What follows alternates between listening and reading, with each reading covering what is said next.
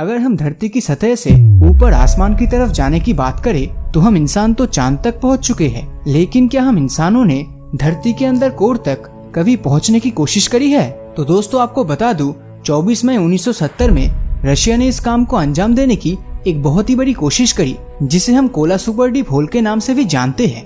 लेकिन 20 सालों से भी ज्यादा समय तक खोदने के बाद वो सिर्फ 40,230 फीट तक ही खोद पाए थे। ये गहराई 4 माउंट एवरेस्ट की गहराई से भी ज्यादा थी।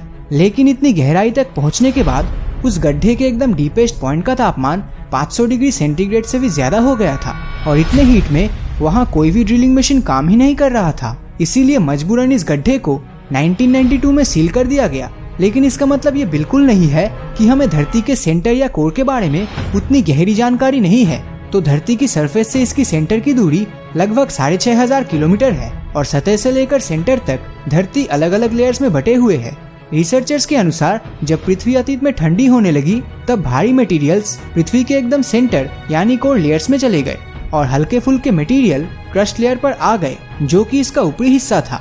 इससे ये पता चलता है कि धरती के सभी लेयर्स अलग अलग प्रॉपर्टीज में बनी हुई है और अलग अलग कंडीशन में मौजूद है। इन सभी लेयर्स के बारे में ठीक से जानने के लिए चलिए पृथ्वी के अंदर जाते हैं। पृथ्वी के अंदर जाने के लिए हमें उस जगह से जर्नी शुरू करनी होगी जहाँ पे हम रहते हैं, यानी पृथ्वी का सबसे बाहरी लेयर, जिसे हम क्रस्ट के नाम से भी जानते हैं। ये लेयर खास करके चट्टान, पत्थर और मिट्टी जैसे लूज मटेरियल से बनी है। इस क्रस्ट का टेम्परेचर इसके अंदरूनी भागों में करीब 1000 डिग्री सेंटीग्रेड तक है। ये पृथ्वी के सभी लेयर्स में से सबसे पतली है, इसीलिए भूकंप आने पर यही क्रस्ट बहुत ही जल्दी ब्रेक हो जाता है। क्रस्ट महासागरों से लगभग 5 किलोमीटर की गहराई में और महाद्वीपों से लगभग 30 किलोमीटर की गहराई तक फैला हुआ है। यानी अगर कोई महासागर के सतह से 5 किलोमीटर तक की खुदाई करे तो वो धरती के अगले सतह पर पहुंच जाएगा। वही दूसरी ओर किसी महाद्वीप से इसके अगले लेयर तक पहुंचने के लिए उसको 30 किलोमीटर तक की खुदाई करनी पड़ेगी और यही खुदाई करते करते हम पहुंच जाएंगे धरती के दूसरे लेयर यानी मेंटल पर। मेंटल तकरीबन 2900 किलोमीटर तक गहरा है और ये सुपर हीटेड रॉक से मिलकर बनी है।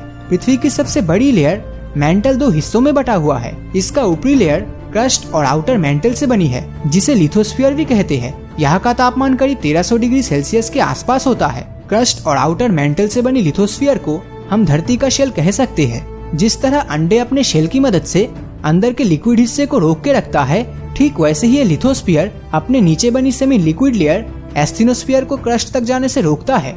फिर भी कई बार लावा इस लिथोस्फीयर की खाली जगहों से ट्रेवल करके धरती के सरफेस तक पहुंचता है, जिससे कि वॉल्केनिक इरप्शन होता है। एस्थिनोस्फीयर एक प्लास्टिक जैसी मटेरियल से बनी है, जिसकी प्रॉपर्टीज कुछ सिलिकॉन पॉलीमर की तरह है। इसी वजह से solid lithosphere semi molten asthenosphere के ऊपर हमेशा ही तैरता रहता है। मेंटल की ऊपरी लेयर लिथोस्फीयर और नीचे मौजूद एस्थेनोस्फीयर लेयर के बीच बहुत ही ज्यादा तापमान में डिफरेंस के कारण नीचे से ऊपर की तरफ हीट करंट्स उत्पन्न होता है, जो हीट को गर्म इनर मेंटल से ठंडी आउटर मेंटल तक ले जाती है।